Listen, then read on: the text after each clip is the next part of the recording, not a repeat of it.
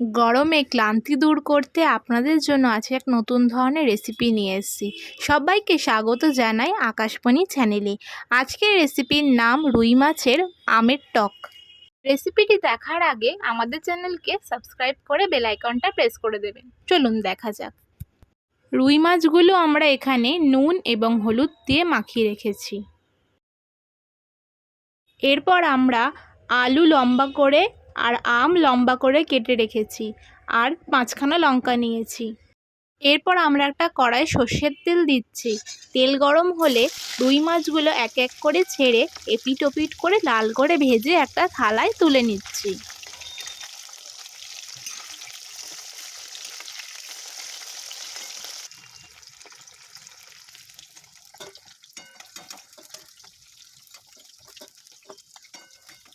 এরপর ওই তেলের মধ্যেই গোটা জিরে, সাদা সর্ষে আর একটা শুকনো লঙ্কা দিয়ে 1 মিনিট মতো নাড়াচাড়া করে কেটে রাখা আলুগুলো দিয়ে দিচ্ছি।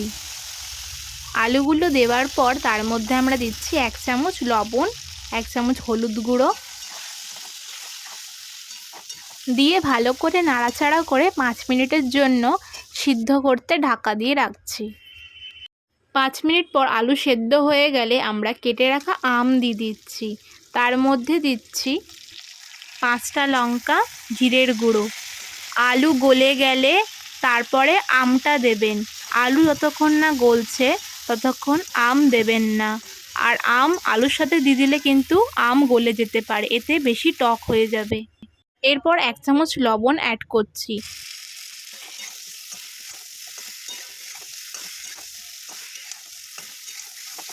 এক মিনিট মতন নাড়াচাড়া করার পর আমরা পরিমাণ মতন জল দিয়ে দেব।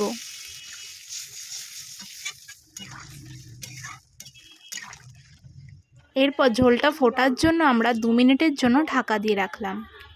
ঢাকা খুলে 1 মিনিটের মতো নাড়াচাড়া করে আমরা ভাজা মাছগুলো এক এক করে দিয়ে দিচ্ছি।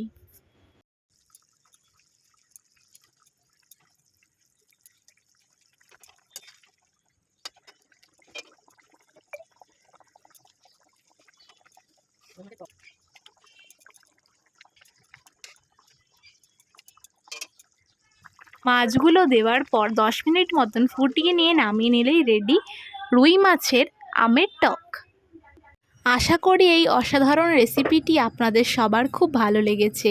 গরমের দিনে এই রকম টেস্টি মাছের ঝোল খেতে অত্যন্ত দারুণ লাগে, আর গরম থেকেও বাঁচা যায়। তাই এরকম ধরনের টেস্টি ঝোল মাছের একবার অবশ্যই বাড়িতে বানিয়ে ফেলুন চট করে।